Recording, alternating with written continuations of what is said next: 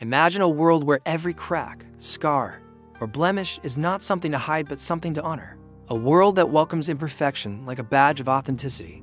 This is the heart of Wabi Sabi, an ancient Japanese philosophy that gently teaches us to love what is raw, real, and incomplete. In a culture that often equates value with flawlessness, Wabi Sabi offers a breath of fresh air reminder that there's another way to see beauty. A way that doesn't require polishing things until they lose their soul. We live in a society that measures worth with invisible yardsticks. Productivity, aesthetics, efficiency. We're pressured to curate our homes like showrooms, optimize every task, and present ourselves as flawlessly as possible. But have you ever paused to ask, is it making us happier? Wabi Sabi challenges this exhausting chase for perfection and invites us to step off the treadmill. It encourages a shift in focus toward what is naturally worn, asymmetrical, and aged. It's not about lowering standards, but about expanding our understanding of what beauty truly means. Wabi Sabi isn't a checklist or a rule book. It's not a lifestyle brand or a decorating style. It's more of a feeling, a lens through which to view the world. Picture your favorite mug, a little chipped, maybe stained from years of coffee and conversations. It might not look Instagram-worthy, but you love it more because of its history. That small imperfection connects you to something real and grounding. That's Wabi Sabi in action, cherishing what is used, aged, and full of life's quiet presence.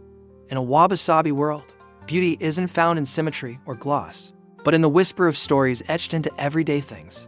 A cracked ceramic bowl, a wooden chair softened by decades of use, a garden with falling leaves and uneven stones. These aren't flaws. They're invitations to slow down and see. Western ideals often chase shiny perfection, straight edges, sleek surfaces, eternal youth. But Wabi Sabi offers a counterpoint. It encourages reverence for the natural ebb and flow of time, and it urges us to extend that same kindness to ourselves. Wabi Sabi's roots run deep in Japanese culture, influenced by Zen Buddhism and its quiet reverence for nature, impermanence, and simplicity. The term itself is a fusion. Wabi evokes rustic solitude, the elegance of living simply and closely with nature. Sabi refers to the beauty that time bestows, patina on a teapot, the softened fibers of an old cloth, the wisdom in a wrinkle, together. Wabi Sabi offers a worldview that honors what fades, what's incomplete, and what's quietly enduring. Think of a traditional Japanese garden. It's not designed to impress with symmetry or order. Instead, stones are arranged naturally, plants are allowed to grow with gentle spontaneity, and fallen leaves remain as part of the scene, not clutter, but character. This kind of harmony with imperfection is the essence of Wabi Sabi. It teaches that things don't need to be finished to be beautiful. In fact, it's often the flaws that hold the most meaning. Wabi Sabi gently nudges us to adopt the same attitude in our own lives toward our spaces, our work, our relationships, and ourselves. Wabi Sabi doesn't just apply to objects, it applies to us. In a world obsessed with self-improvement, this philosophy offers something radically different: self-acceptance. It invites us to stop battling with our supposed flaws and start recognizing them as parts of our unique story. The scar on your knee, the laugh lines around your eyes, the mistakes you've made, these aren't things to erase. They're evidence that you've lived, grown, and dared to be human. This doesn't mean settling for less or abandoning self-care. Wabi Sabi isn't about neglect, it's about balance. It's the understanding that striving endlessly for perfection often leaves us exhausted, disconnected, and unsatisfied. When we embrace Wabi Sabi, we give ourselves permission to be whole without being flawless. We allow life to unfold naturally. And in doing so, we reclaim a sense of peace. There's power in showing up as you are, and letting your story be real, raw, and unfinished. Wabi Sabi gently asks us to rethink our relationship with time. We often fear it, fight it even. We try to freeze youth, resist wrinkles, and outsmart the aging of everything we own. But what if we stopped running from time and started honoring it? What if we saw wear and change not as decay, but as evolution?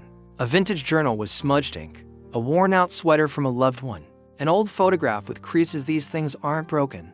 They're alive with memory. Instead of mourning what is aged or been marked, Wabi Sabi teaches us to celebrate it. It tells us that there's unmatched depth in things that have weathered storms. The same applies to us. Our stories, our resilience, the way we've endured and adapted, these are not shortcomings. They are strength, real beauty. According to Wabi Sabi, is not timeless, it's timeful. It's not in preserving youth, but in embracing change as an ongoing part of living a full, authentic life. When you start living with Wabi Sabi in mind, life becomes softer.